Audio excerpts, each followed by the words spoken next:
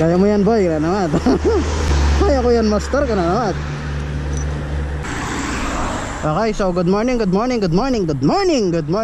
katribo. And today, may lakad kami. Punta kami ni Mark doon sa Dagupan City, Pangasinan. Sana makatagal tong motor mo boy. Kinausap ko na kanina. Kinausap mo na kanina? Ayos yun. Kaya pa naman boss. So ngayon, may mga gagawin kami sa Dagupan. May mga errands kami doon. Tapos mamaya may imimit tayong isang malupit na vlogger dito sa Pangasinan. So mamaya na natin siya i-reveal kung sino siya. And ang vlog natin ngayon ay tungkol sa mga modifications o mga binago ko, mga dinagdag ko sa ating motor na Suzuki Raider 150. And before we start, ipasok ang intro.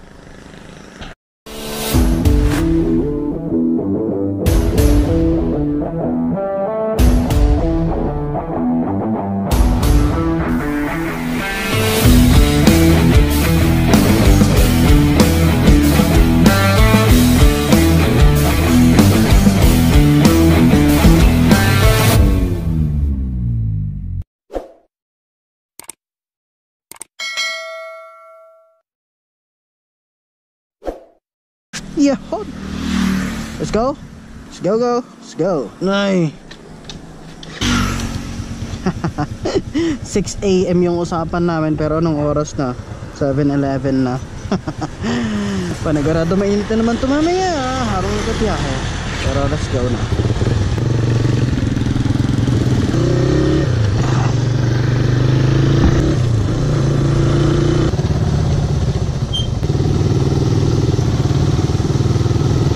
Okay, so early morning banking pero may mga sasakyan. Okay, so ano ba yung mga bagay na binago ko na dito sa motor natin? Kami nakakasilaw. Visor down. Okay, so dito muna tayo sa mga nakikita nyo dito sa ating camera. Unang bagay na makikita nyo dito na binago ko sa ating motor. Grabe, ang sikip ng gloves ko. First time ko itong gagamitin simula nung nabili ko eh. Ang unang bagay na binago ko o dinagdag ko sa ating motor, usually dinagdag ko lang naman mga importante eh. Hindi naman ako naglagay ng mga hindi importante, pampaporma, mga ganun. Hindi ako naglagay ng ganun. Mga importante lang talaga. Eh ngayon makikita nyo kung ano-ano yung mga yon. So una, nilagay ko itong ating cellphone holder. Eh nang nakita nyo dun sa previous vlog ko, nila-install natin to. Though matagal lang naka-install, so ginawan ko lang siya ng vlog para kung paano mag-install. Nilagay ko to many reasons, many purposes. Syempre, kailangan nating mag-navigate. Yun yung una, for navigation. May mga cellphone holder na rin ako dati, pero hindi siya ganun kaganda o hindi ganun kaganda yung quality niya. Kaya nagpalit tayo ng medyo mas maganda. Ito ay Motowolf, gaya ng nandun sa vlog ko. Birahin mo yan, katoto.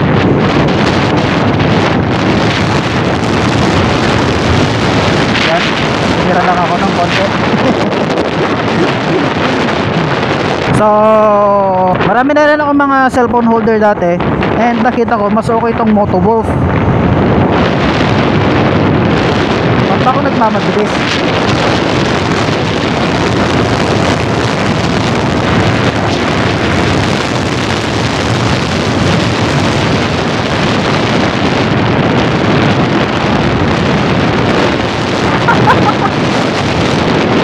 Daan doon, ang sarap tumataw. Napasarap sa ataw eh. Ayun. So, aside from navigation, ginagamit ko rin siya for easy use ng cellphone. Kunyari may tumatawag, ay nagte-text, makikita mo siya kaagad. Yan naman yung unang purpose talaga ng cellphone holder. And the third purpose, syempre yung kapag nagre-record tayo. Mahirap naman kasi kapag nakalagay sa bag tong cellphone natin. Kaya mainam na nakalagay siya dyan, diba? Yan yung una, cellphone holder. Hindi naman ako maarte sa motor. Kung talagang may budget lang talaga, edi maglalagay tayo ng mga aftermarket na pampaporma sa motor. Pero wala pa tayong pera eh. Mahirap lang tayo eh. Kaya yung mga pinaka-importante lang muna. Marami siguro nagsasabi, ayan, ba't ganyan? Ba't puro pa porma ng motor, ganito, ganyan. Ako, hindi ako ganon. Yung mga pinaka-importante lang talaga yung mga nilagay ko. Ano naman yung mahalaga doon eh. So ito, on the way na kami sa Dagupan City. Tapos mamaya may init tayo. Okay, hindi muna kayo sa biyahe mga katribo. Kita-kita tayo dun sa Dagupan mamaya.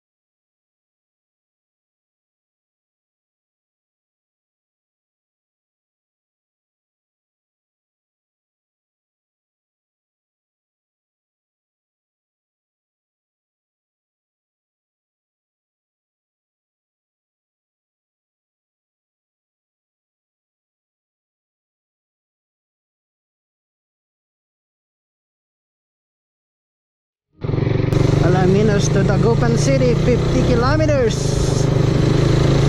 Go! Bye bye! Habol ng habol yung Aerox na. Pero hindi niya tayo ma-overtaken, boy. Lakas ng rusi mo. Ha?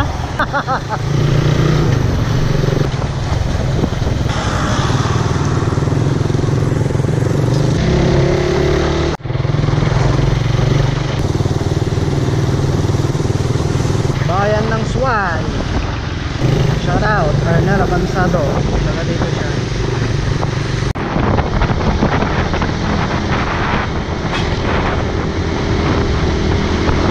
Labrador Hits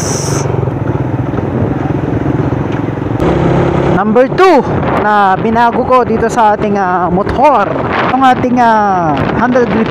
So ginawan ko rin to ng vlog noon, and bakit ko pinalitan dahil yung stock grip natin medyo hindi na maganda yung itsura, parang lumang-luma na siya. So I have decided na palitan siya ng bago at cheap price. Take note cheap price. Nabili ko lang to ng 80 pesos sa Lazada. Kasi gaya nga nung sabi ko dun sa installation vlog natin na to, 80 pesos lang siya. So napakasulit niya. Hindi mo kailangan gumastos ng malaki para, alam mo na, yung pogi ang motor mo. May mga budget meal naman eh. So bakit ka pa bibili, di ba? May mga budget meal naman. Ganun ang mga expression ng walang pera. So yan, yan lang naman yung dahilan ko kung bakit ako nagpalit. Luma na yung handle grip natin, so nagpalit ako. Yan lang naman. And eto, little update. Dadaan pala kami ng Lingayen. Sasamahan ko lang tong si Mark, tsaka kami dediretso ng Dagupan. Yan, medyo mabigat na ang daloy ng trapiko dito. Lingayen 9 kilometers, Binmalay 14 kilometers. Malapit-lapit na mga katribo. Okay, so kita-kita tayo sa Lingayen. So ito mga katribo, ito yung capital ng Pangasinan, Lingayen.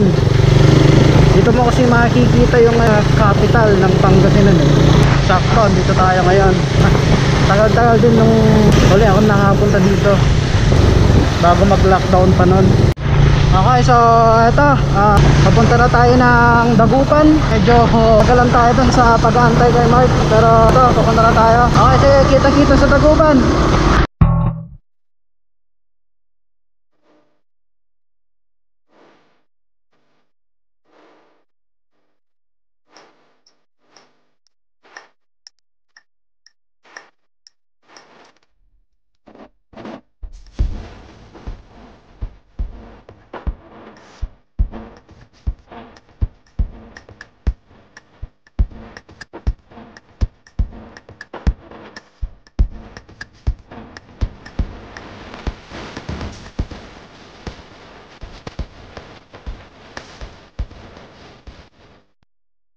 Nandito tayo ngayon sa KTM Dagupan.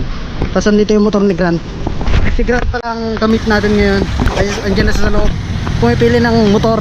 Tingnan natin. Ay, loko ka. Ikaw pala. Naka-vlog ko. Ano kay? Kuha na. 390. 390. Happy lang. Shout out. Loko ka. Kailan po ba sa akin? Sige, sir. Yan mo baka magasgasan mo. Ha? Baka magasgasan mo. Hindi, may gas-gas na eh. May mobile lang po yan, sir. Ah. Wow. Yeah. Bagay, Paps. Ha? Bagay. Uwi mo na. Loko ka. 300 daw eh. Ano? Actually, naghahanda siya sa ano? Sa EB. Pwedeng buksan to? Pwedeng buksan?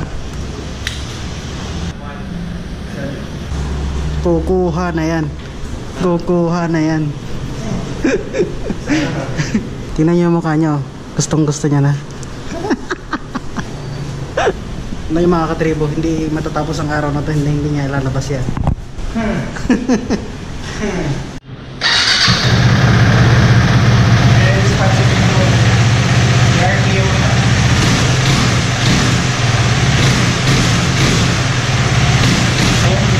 Responsive. Napaka-responsive. Nagkakabayaran na dun sa counter. Ayan. Test ride viewer pala. Okay, so ito, susubukan ni Grant yung RC390.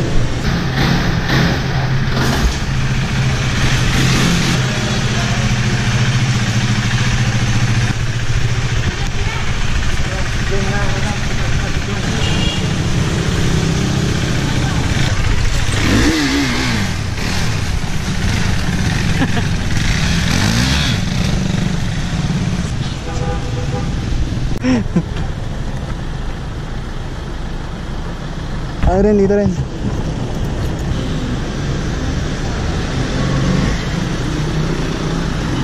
So, ano na lang? tayo dun. Oo, sige, sige. Na lang mo. Oo. Oo, walang problema. Nakaano na yon nung kagabi pa.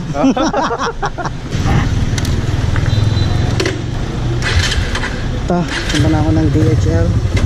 Punta na natin yung mga errands natin. Boy, boy, sabi nila open daw sila for test ride. Sabi sa akin kanina. Ah, sige, sige. Ingat, ingat.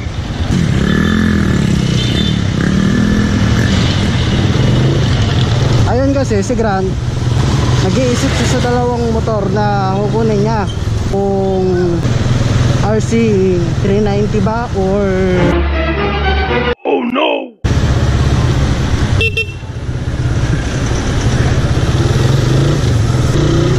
Huli ka, boy.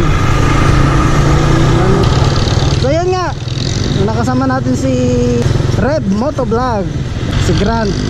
And subscribe din kayo sa kanya. Hindi na kami masyadong nakapag-usap dahil nag-iisip din siya kung anong motor ang gusto niyang kunin kada siya sa buhay niya.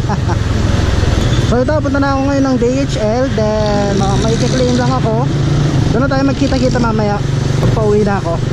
Okay, so ito, pauwi na tayo Tasul. Pero mayroon pa tayong isang booking, kaya habulin natin yun ngayon. Okay? So doon natin din pagpatuloy yung pinag-uusapan natin kanina, mga katribo, ha. Kasi medyo nagmamadali na rin ako. And I'm rushing right now. Let's go!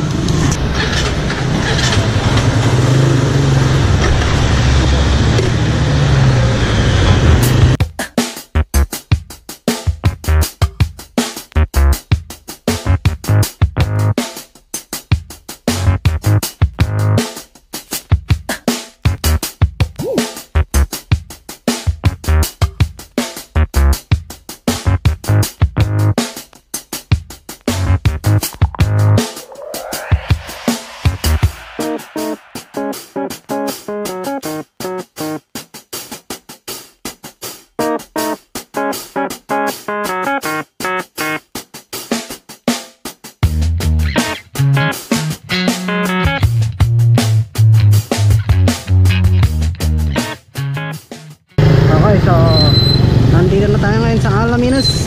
So process lang ako dito ng mga orders, mga katripo, kasi may pahabol ng orders. Then mamaya natin ituloy yung pinag-uusapan natin.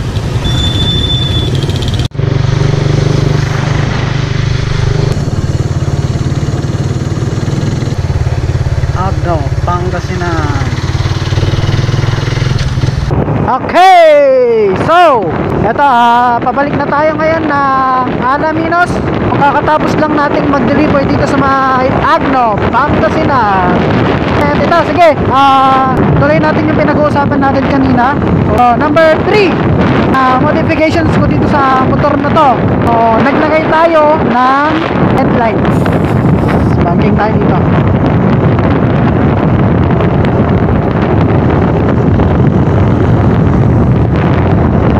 Okay, so naglagay tayo ng LED lights. Ang reason ko naman kung bakit ako naglagay niyan, napanood nyo naman siguro yung vlog ko na nag-endurance ako.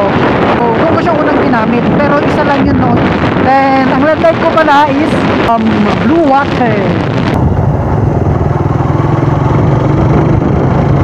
And, tuloy ko na rin dito, number 4 na modification. Tayo ng GB bracket, tapos box. Okay naman tayo noon, isa lang naman natin ng Raider. Wala siyang storage. Wala kang pwedeng paglagyan ng kahit na ano. Sa upuan, konti lang yung pwede mong mailagay ng. Kaya nag-decide ako na maglagay ng GB bracket. So, yun yung mga modification ko. Una, itong motorwork, undergrip, LED light, tapos yung GB bracket. Hindi naman ako mag-upgrade ng kahit na ano dito sa motor ko, lalong lalo na kapag hindi naman kailangan. At yun na nga, lubak lang ba dito. Naku pa, simple ako dito eh.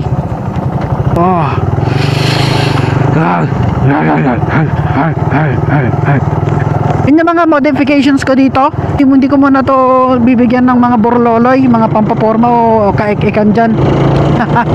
Pawang mga importante lamang yung mga pinagkakabit, pinaglalagay ko dito. Wala pa tayong budget, no? Ayan, so hope na gustuhan nyo tong video na to. Marami tayong mga pinaggagawa ngayon. Gamit pa natin si Web Motovlog.